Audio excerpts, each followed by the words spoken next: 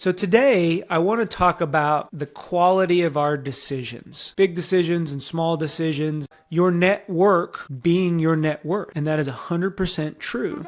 Welcome, everybody, to the Leaders Leading Leaders podcast. Welcome, everybody, to the Leaders Leading Leaders podcast. I am your host, John Espinosa. I appreciate the time that you take to listen and tune in to the podcast. It helps get this message out to as many people as we possibly can. If you like what you hear, please click on that subscribe button. It gets this message out to as many people as we possibly can. And ultimately, it helps others get to where they're going. Today, we are talking about decision making. And if you are like me, it probably takes me, a couple days even to purchase something, which if you listen to some of the financial people, you're supposed to wait at least 24 to 48 hours before making a purchase. It keeps you accountable. It helps not make impulse purchases. So I prescribe to that and I agree to that. However, there are some decisions that I will mull over almost to the point to where I worry myself or I worry that I'm not making the right decision. And these are small decisions. I mean, we could be talking about something as easy as maybe a pair of shoes or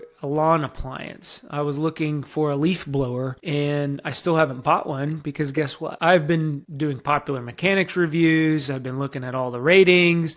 I've gone back and forth between one or the other. It's crazy. So as leaders though, we need to make decisions. We make decisions daily and we make decisions that impact people. And that is a big weight on your shoulders as leaders. So today, I want to talk about the quality of our decisions. Big decisions and small decisions. I mean, as you heard me in my example, a leaf blower, that's a pretty small decision. What if you have to make a big decision? Maybe it's downsizing. Maybe it's a decision to take the company and go in a different direction. That's a big decision, and that could impact a lot of people. That could impact you. So we'll talk about the quality of decisions. One thing I do want to stress, the quality of your decisions will impact the quality of your life. So let me give you some examples along that way and just personal examples, small examples, the food we eat every day, the food that we decide breakfast, lunch, and dinner to eat will impact the quality of our life. If we're eating really high saturated fatty food, it may not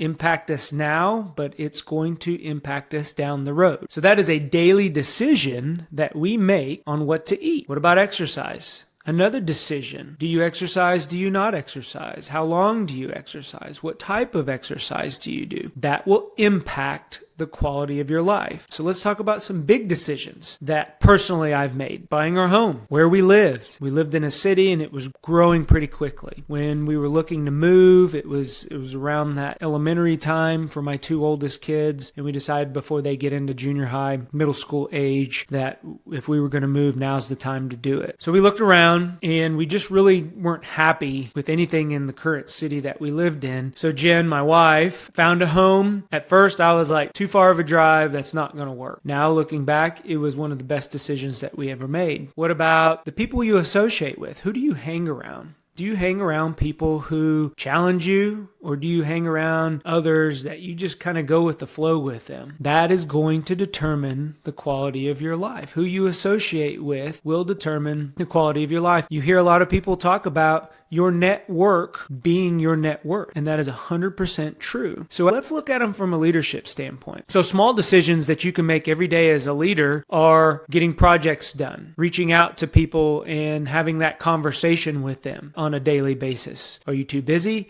Do you make time, or do you reach out and talk to your people? That's a small decision, but it will impact the quality of your life as a leader. Let's talk about other small decisions. Work schedule. How flexible is your work schedule? Do you telework? Are you a virtual worker? Do you come into the office every day? Those decisions, if you're looking for a teleworking opportunity and your current job doesn't have it, the bigger decision is, do you look for another job? that has that. Work-life balance is really, really important in the workforce today. And I work with a lot of companies and organizations that's high up there. That work-life balance, telework opportunities, virtual work opportunities, a lot of the culture now since COVID, we can do this work virtually. We proved it during COVID out of the pandemic, out of a necessity. And a lot of folks now, they're thriving in that type of environment. It's saving them money, not going into work every day and spending it on gas or dry cleaning, childcare, before and after care, aging parents, taking care of an aging parent. There's a lot of big decisions that we make as leaders of our teams and of our companies or our groups or our organizations that impact our quality of life and our team members' quality of life. So as I've been talking and I was preparing for this podcast, there's a couple things that I noticed.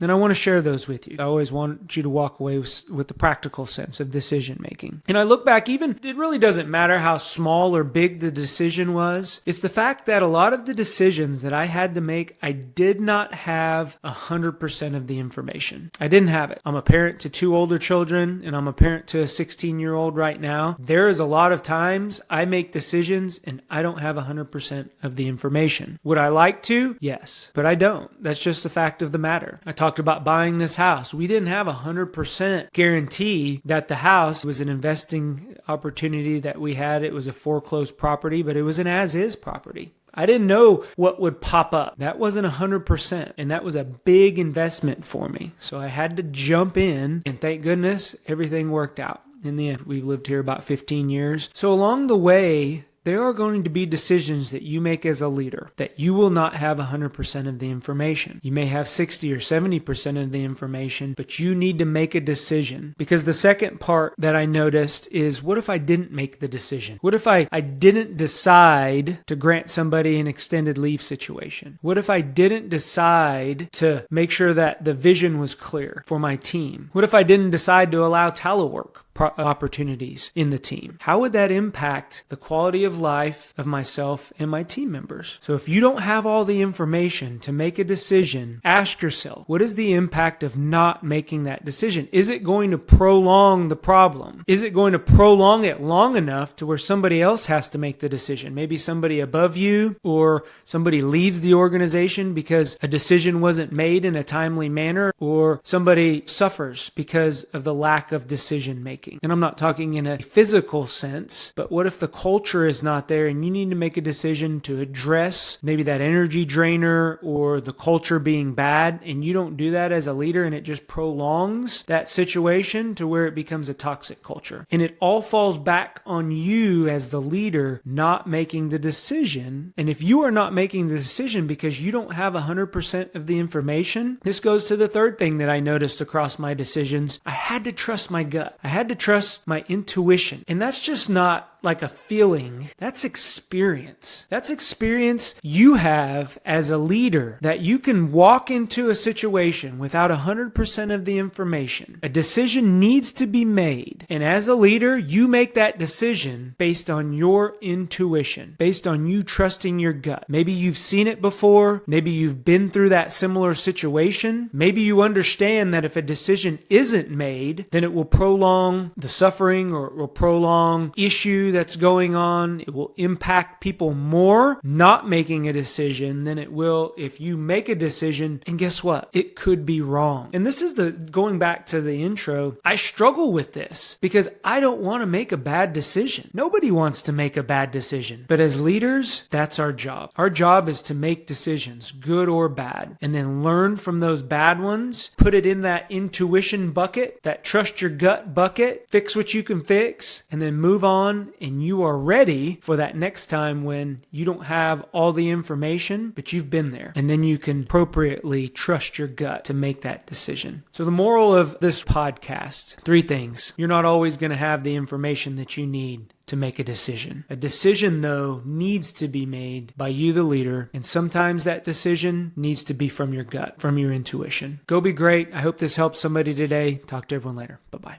If you enjoy what you're hearing, please hit the like and subscribe button. It helps us get others to where they're going.